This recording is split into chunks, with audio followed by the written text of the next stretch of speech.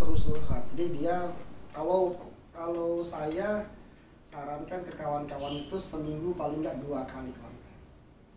Apapun konten yang berhubungan dengan ternak. Artinya ya tadinya awalnya cuma begitu. Yang penting orang lihat ada mana tahu yang apa. Memang lama-lama kan terbimbing ke situ. Harus gimana nih? Kan kita harus ikutin aturan juga.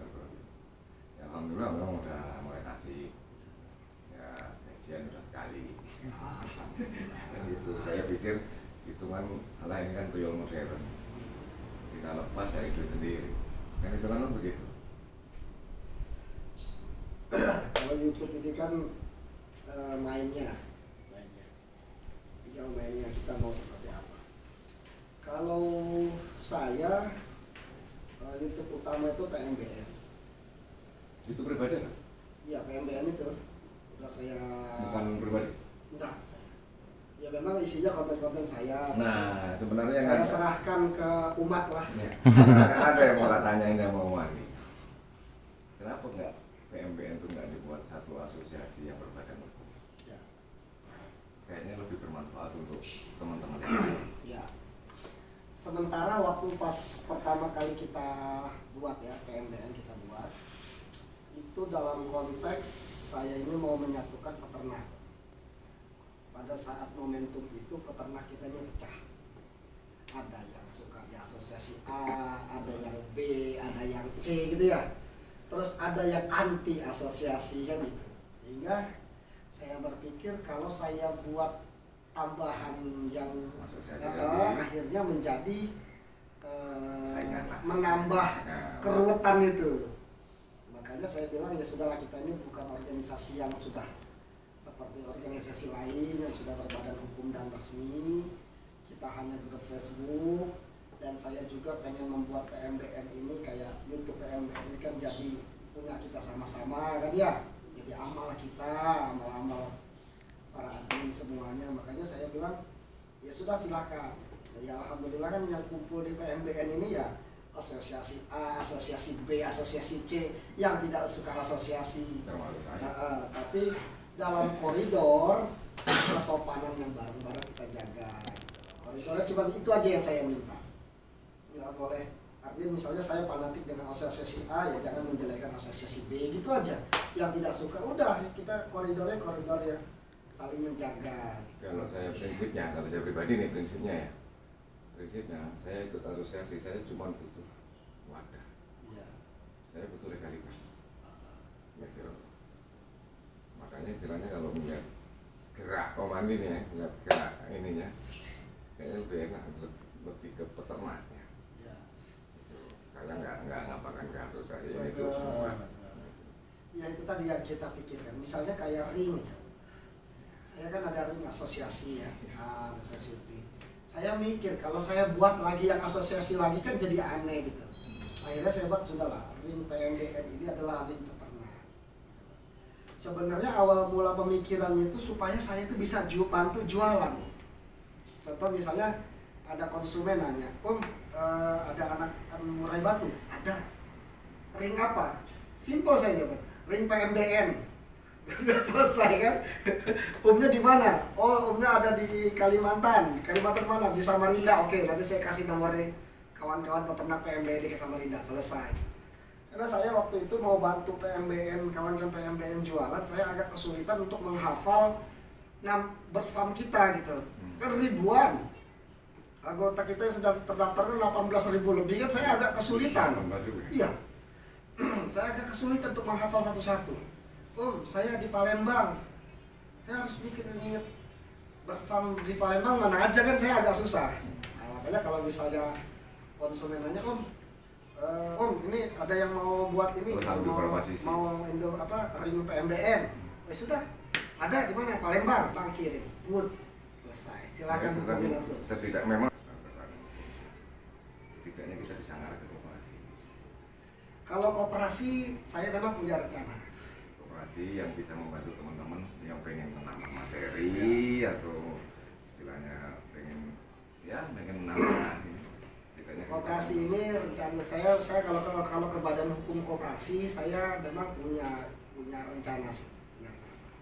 Karena kan kita ke depan ini saya lagi buat marketplace-nya. Jadi seperti Bukalapak, Shopee gitu lah, ya, marketplace tapi khusus untuk kawan-kawan PMBN saja. Jadi hanya untuk yang ring PMBN. Nah, ada aturan di pemerintahan ini bahwa kita nggak boleh mengumpulkan dana masyarakat kalau dia tidak izin PPATK. Kan gitu. Artinya lembaga kita harus lembaga keuangan seperti ada Dana, kan ada OPPO ya yang kita kenal kan, itu masih boleh gitu. Tapi PT pun tidak boleh mengumpulkan dana. Makanya saya berpikir solusinya kita buat koperasi. Nah di koperasi inilah nanti boleh mengumpulkan dana. Jadi kalau misalnya kita cuma sekedar lewat, nah gitu masih boleh. Dibantu. Ya kita mau koperasi dibantu. Itu sudah ada di pikiran saya, tapi nanti follow up-nya setelah ini. Maret ini sih selesai aplikasi saya. Selesai. Jadi selesai, kita uji coba. Setelah uji coba running oke, baru saya urus kepengurusannya. Terus karena memang koperasi juga kan saya bukan orang koperasi, jadi saya harus konsultasi ke ahlinya. Jangan sampai ada hal-hal yang kita melanggar. Apa yang mau dibuat itu memang saya ikuti. Kayak Avialit, saya ikut. Nah, saya mau ikut saya. Tapi saya tidak pernah komen mau bagaimana hasilnya. Namanya kita usaha. Kalau saya berpikir kan begitu. Tetap itu saya nggak kayak di situ. Masalah ya banyak lah di grup dan kamu kawan-kawan komen. Ini bagaimana. Nah, sebenarnya kan harus berpikirnya lebih dewasa lah. Tentu kita lebih bicaranya lagi kan. Tapi kalau mindsetnya sudah kena, dan memang susah. Makanya paling nggak ya berharap lah kalau ada waring istilahnya mindset untuk kita berubah peternak. Soalnya gini, kalau dari yang lihatnya ya, hancurnya harga murah dari mana? Dari mindset. Orang tidak pernah melihat perjuangan, cuma melihat hasilnya. Itu jual murah mahal, ngikut. Iseng-iseng jadi. Begitu udah jadi, dia nggak tahu bahwa ada satu lagi PR-nya, market yang nggak dia pelajari untuk jual. Ujungnya kebingungan, ya kan?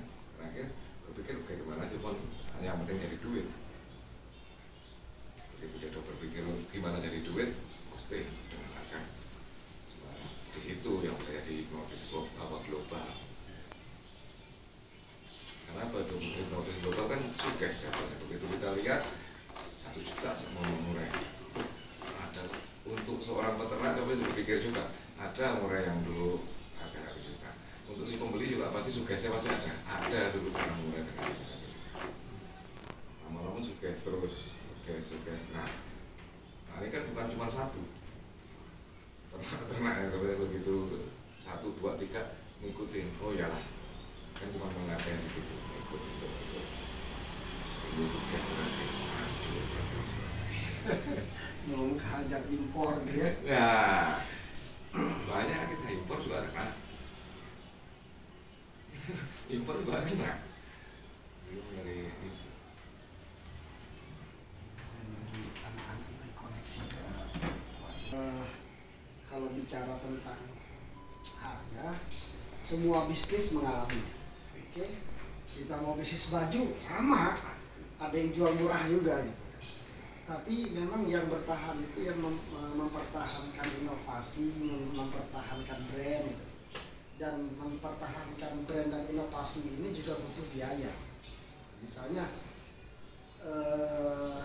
brand sepatu Nike, bagaimana dia menginvestasikan miliaran rupiah dalam promo, ya kan, menaikkan brandnya dan seterusnya, sehingga orang bangga dengan Nike.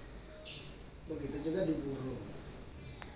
Wah, kita ngelihat misalnya ring Gaddafi lah, ring Gaddafi, brandnya bagus, jualan trotoan sampai 25 juta, inden pula. Ya cuman kita lihat dulu brandnya kayak mana ngebentuknya. Harga burungnya jadi 200-300 juta kan gitu. Ya lo, beda men brandnya. Beliau juga orang Igbo. Jadi kita mau memainkan seperti apa gitu di brand itu. Nah, cuma masalah kita ini sudah kita nggak mau impor, nggak mau berinovasi, Kita juga tidak mau menaikkan brand, pengen harganya mahal kan, ini ruwet juga. Masalahnya kan apa? Masalahnya ya itu tadi, balik ke jelas mindset tadi. Jadi dongkrak gambling. Kan itu kan gambling nggak usaha, ya kan? Iya. Gue investkan segini, apalagi jelas resikonya kita dikurung, mati, lepas. Sebelumnya aku punya betina Remino. Selalu wanti-wanti sama istri kalau megang ini, jadi toh nyatanya nggak rezeki lepas. Gitu. Kalau di warna, pengalaman saya begini,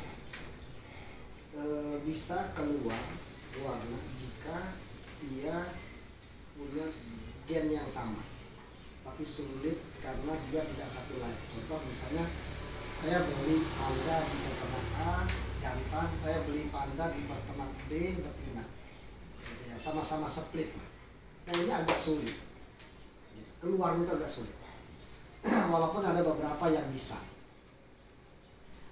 Terus yang efektif setelah saya lihat beberapa kali itu adalah dia satu line.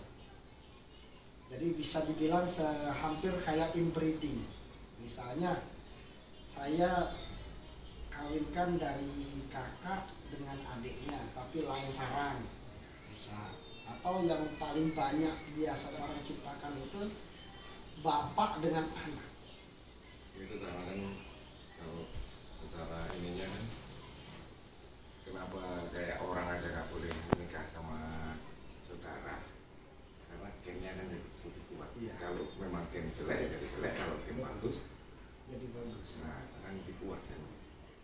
Benar. Jadi saya ingat itu. Jadi kalau saya, makanya saya ini cuma main hanya beberapa gen saja. Misalnya ada saya di Lampung, ya sudah gen krem warna kremino itu yang saya kutak-atik terus sampai ketemu bapak, ketemu anak. Kalau masih muda itu jackpotnya sebulan sekali deh. Jackpotnya itu sebulan sekali. Tapi kalau ketemu yang sudah tua ya, yang sudah tua umuran 2 tahun si betina itu hampir tiap minggu saya. Karena kan Model babu ya. model babu. Jadi begitu nelor taruh. Nanti seminggu kemudian nelor lagi ya. Nah itu panennya itu model babu. Jadi Nah, dia kayak itu kan nggak omong dijelasin. Tiap minggu saya keluar jackpot, itu kan nggak omong dijelasin. Nggak semua paham. Gimana sih setiap minggu, sedangkan dia masa pengeraman 12 hari. 12 hari. Nah, gitu. Iya kan? Itu kita main babu. Nah itu juga saya lihat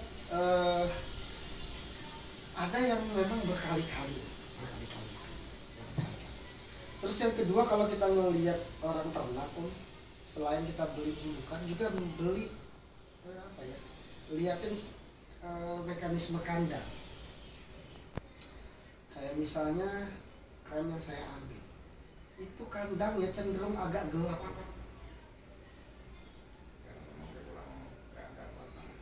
Cenderung agak gelap.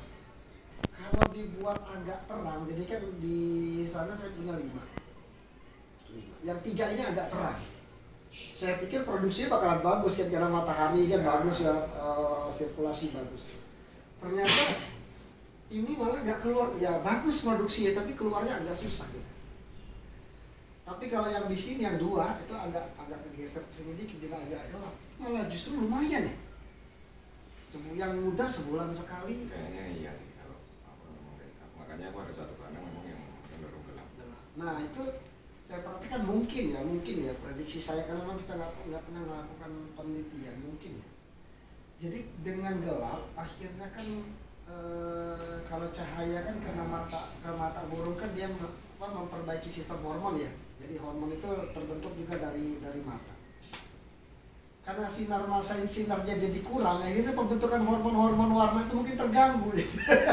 Jadi warnanya berubah kali ya. Bisa. Saya perhatiin agak gelap ya. Beberapa kali saya lihat kawan-kawan peternak, saya lihat ini kandangnya kok agak gelap gitu.